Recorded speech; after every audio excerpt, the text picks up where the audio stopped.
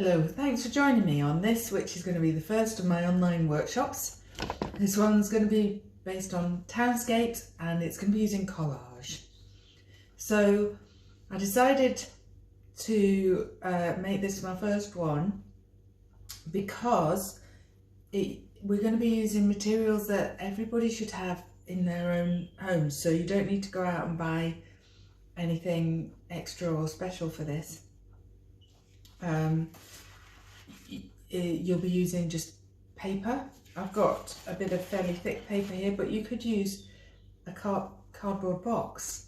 You could use bits of newspaper, bits of old wrapping paper, any scraps of paper that you've got around. I've got some maps from an old atlas here, road atlas as well.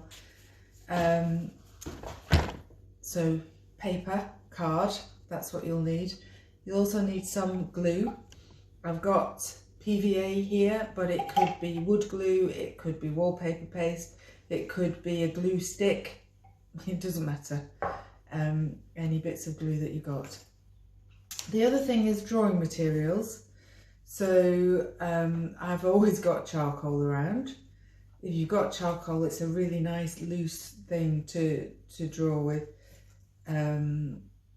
But if you haven't, a pencil, a pen, a biro, anything like that. I'm also going to be using some ink. You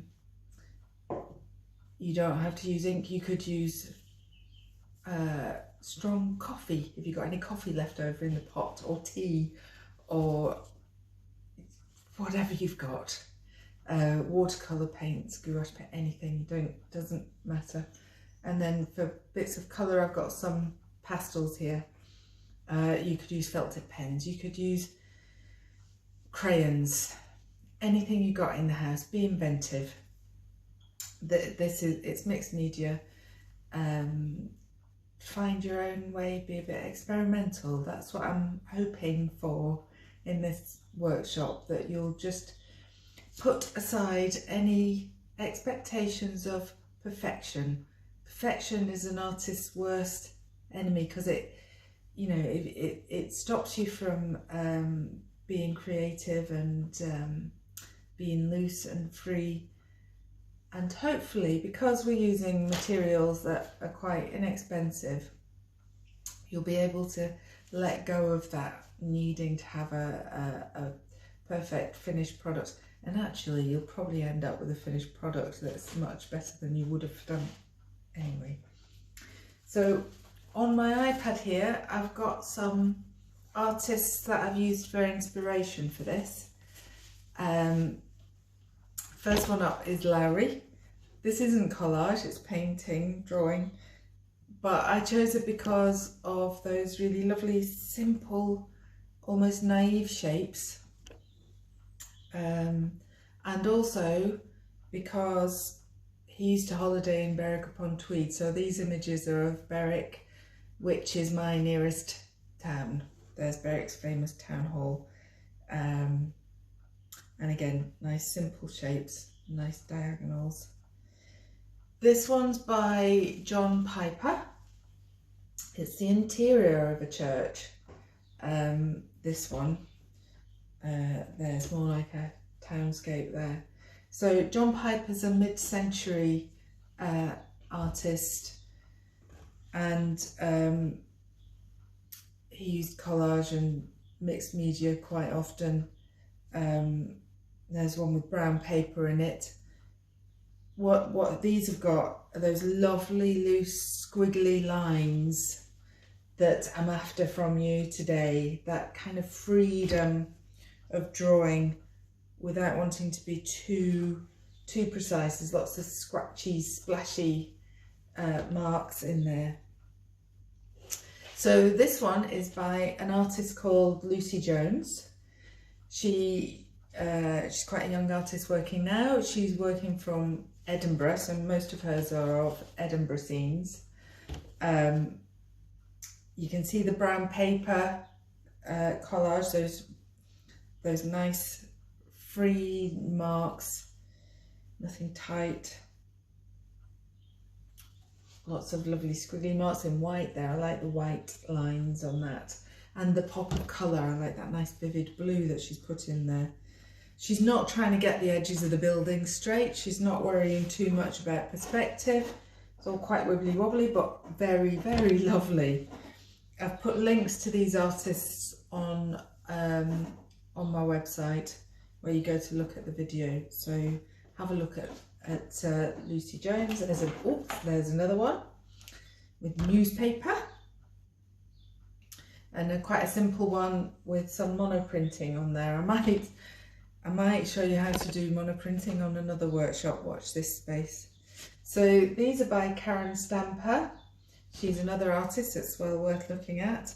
These are actually stuck down on top of a photograph. So if you're not very confident about your drawing, you could print out a photograph of somewhere you've been on holiday, whatever it is, and stick bits of magazines over the top.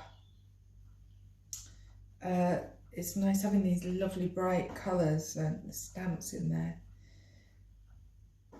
Here's another Karen Stamper, and again, those lovely fluid marks that are not trying to be perfect. They're not trying to depict straight lines and perfection. She's got bits of patterned paper in here too. Very lovely. Oh, and a last Karen Stamper one. There you go. So that's the kind of thing we're aiming for. There's quite a difference between all of them. Obviously, whatever you do will have your stamp on it, because I want it to be yours, not something that's really copying anybody else. The artists there are just to show you what's possible. So when you're looking for an image or a view to do, I want you to look for photographs that got like some nice bold shapes, but also diagonals and some different colours in there too. So bold shapes, diagonals, bold shapes, and there's a bit of a diagonal in that one. Got lots of interesting roofs, very diagonal lines on there, and little pops of colour. What you don't want is something that's got big areas of nothing. I know it's a secret, but you know, that would be quite dull to do that, because this is interesting, but that's too much. And try and avoid just a straight row. Try and get diagonals and interesting shapes in there. It'll pay later on. So that's the introduction. I'm going to stop the video now, and the next one will be how to start it.